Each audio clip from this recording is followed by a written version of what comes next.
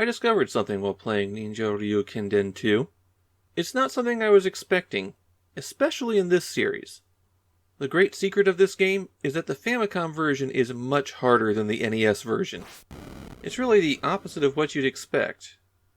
As you'd expect from the third Tecmo Theater game, there is a lot of story in Ninja Ryuukenden 2. The cutscenes between levels are surprisingly long, and one of the big changes to these cutscenes that you might not realize is that they're using a lot of kanji in the dialogue. We don't see a lot of kanji in Famicom games due to the amount of space required to store the graphics. This is one of the rare 4 megabit carts, so they had a little bit more space to work with here. The story of Ninja Gaiden 2 is that Super Ninja Ryu Hayabusa has had his girlfriend Eileen kidnapped by cultists who want to sacrifice her to the god that he killed in the previous game. At first, Ninja Ryukenden 2 plays very much like its predecessor. You run through stages, hitting A to jump, B to swing your sword, and you slash at floating objects to make them drop power-ups. You hit up and B to use the sub-weapons that you collect this way, and many of the sub-weapons are straight from the previous game. There's even a few returning enemies, like those godforsaken birds. It doesn't take a whole lot of playing, though, to discover how different Ninja Ryukenden 2 is. The first major change you're likely to find? You can climb up walls. It used to be that you could only climb up and down ladders, but now you can freely move up and down any surface that you can cling to. The next big change you're going to spot is the addition of shadow clones. These icons that look like they should be giving you extra lives actually add a second copy of Ryu who follows him around exactly. You can have 2 of these shadow clones, and they always attack when you do, including when you use a special weapon. One thing about the Famicom version is that the shadow clones are far more spread out. It actually makes it difficult to use them effectively on stages. The second one, for example, is so far back, you'd have to react to things that it can hit before you see them. The best use for your copies are on bosses. Position yourself just right so that the clone will be up on top of the boss, and then keep attacking. The fact that the clones also use your sub-weapons is incredibly powerful.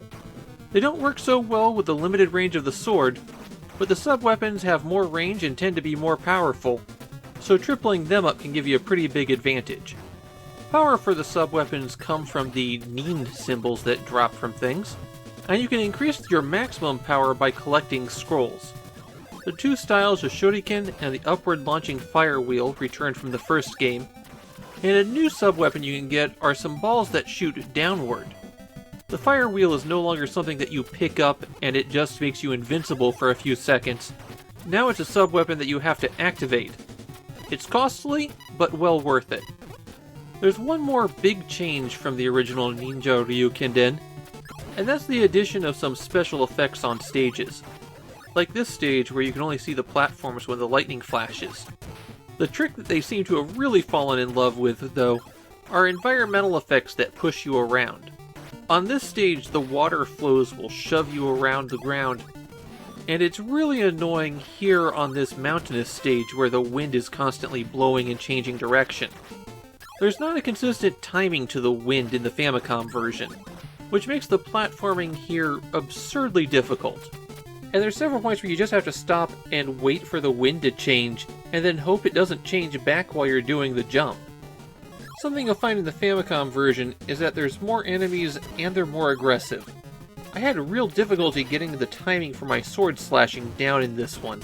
Enemies always seemed to be just out of reach when the attack went off. The best strategy I found was to use your sub-weapons.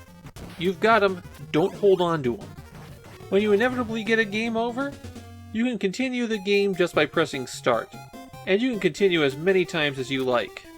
If you like the music in Ninja Ryukenden, and you should, there's actually 2 different sound tests in the game that will let you listen to it all.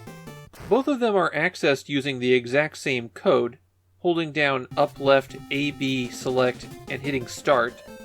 But if you allow the title screen to fade to black twice and then bring it back, then you get this cool visualizer to go with your sound test. In Japan, this one's a beloved classic. And really, that's not a surprise. Ninja Ryukenden 2 is the peak of the series, and I'm counting the reboot games with that. It builds on the original game in some very positive ways, It's one of the best looking Famicom games, and it has a killer soundtrack. Now all that said, I do think the NES version's a little bit better. I think it's just got a little bit more spit and polish on it. And even though I find the Famicom version to be harder than the US one, it's not like it's as hard as the original game. Ninja Ryuukenden 2 is an 8-bit classic, one of the real must-plays in the library.